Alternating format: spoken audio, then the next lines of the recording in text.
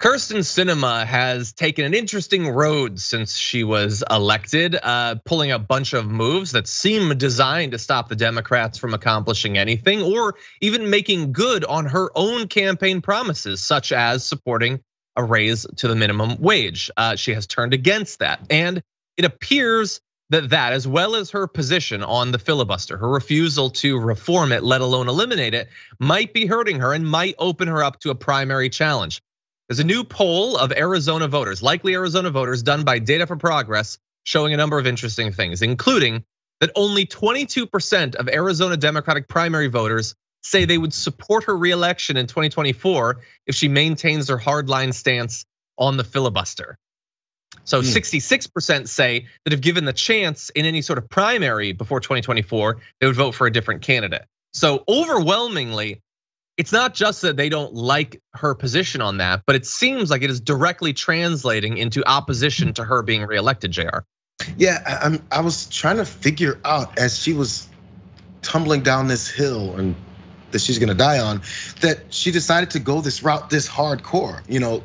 Joe Manchin was doing it too because of the kind of state he's from, and he feels secure in the fact that he can basically be a Republican, work that direction. But I feel like Arizona isn't that clear cut, and I was confused by it. It's like, so the thumbs down and the performative stuff and tapping Mitch McConnell on the shoulder and be like, "Do you like what I did, bro?" All that stuff just seemed like it was setting yourself up for too much attention.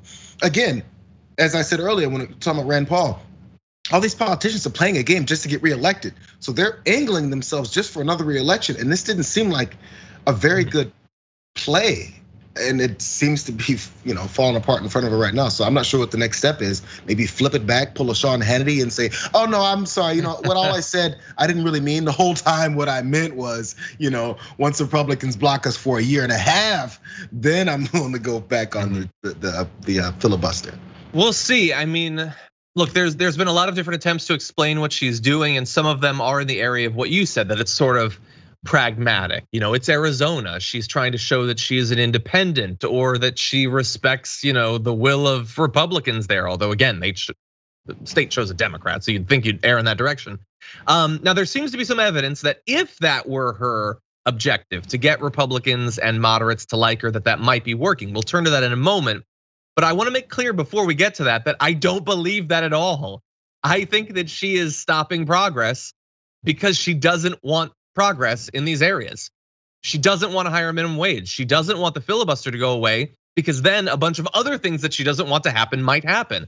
She is not delivering for rando Republicans living in Phoenix. She's delivering for corporations all over the country that are handing her campaign dollars. That's my view. That said, how do different groups view her? Sinema is viewed favorably by just 42% of Democrats, with 39% viewing her unfavorably. Mark Kelly, the other senator who was elected narrowly last fall, is at 75% favorability. So significantly more popular. And oddly enough, he's not the one, that's like doing all these weird machinations to appeal to Republicans. So at least in terms of Democrats, her stance isn't helping her. Only among Republican voters did Sinema score better approval marks than either Joe Biden or Mark Kelly. So now you're it seems to be working, JR, amongst Republicans. Yeah, but see, now you're cornered though. Now you're appealing to just some Republicans. So you either have to then declare that you've gone Republican, which I'm not sure what the explanation can be for that.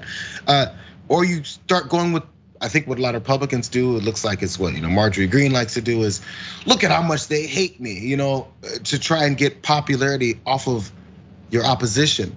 But your opposition is now the Democratic voters that you need to get into office. This puzzle is not coming together for me. Because again, like I said, either you do the work for the people and the people love you, get reelected, or you do the work against the people, but then you're serving your corporate overlords and you're getting money and then you have that advantage. All these things, I'm not sure if they're gonna match up well for her. I would love to know what her campaign strategy is gonna be. We'll see. Well, look, I hope that there's a vigorous primary because the poll also shows that people want a primary. Democrats, 80% say they will definitely vote in a statewide Democratic primary election for the US Senate if it happens. Well, I mean, it will happen, but I'm saying if it's contested, that would be even better. So they're very excited for that. And in terms of her stances, it doesn't seem like it's gonna help her as long as people know about it. Things like passing the PRO Act has 65% support, raising the minimum wage has 59%, restoring the talking filibuster at least is 54%. And by the way, I think that those numbers are regrettably low, all of them.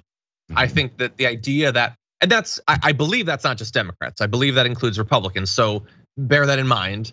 A lot of Republicans are going to be opposed to all of that, but I would like it to be stronger. Like raise the minimum wage should be more popular. But again, we are working to overcome decades of propaganda, demonizing anything being done by the government to benefit those who are struggling the most. So this is unfortunately one of the continuing casualties of that. It does still have majority support, but it's not as strong as I would like, unfortunately. Yeah, and that to some extent helps out someone like Sinema. It's an offshoot of our capitalistic society. You know, if you put everyone against each other, then there's no way we can accept that everyone should get the same level of support, financial, from the country that we've provided with this financial support, because we're too busy thinking the next guy's gonna get it and I won't. Yeah. So we can't have that. And by the way, while I'm being disappointed by numbers, let's also turn to that 42% of Democrats that support her. That's too high. That is simply too. I mean, it's gone down a bunch, which is good. It means that people are paying attention to what's being done, and they are translating their policy preferences into an accurate evaluation, an evolving evaluation of a politician. That's good, but it's still too high. And I don't know, of the 42% that remain, how many of them like her moves or how many just don't know. And so look, if you're involved in some sort of primary challenge or you want to get that going, people need to know about this stuff. Like if they like her thumbs down to raise the minimum wage, that's fine. But let's make sure that they actually know so they can actually evaluate it. 100%, because that's the thing. It's gonna be plenty of Democratic voters that'll go with the establishment line and say, well, we can't have a Republican in there, can we? That's what they're banking on half the time. Like, oh, at least they're gonna be against any Republican, so let's vote in this Democratic Republican. Yeah, essentially.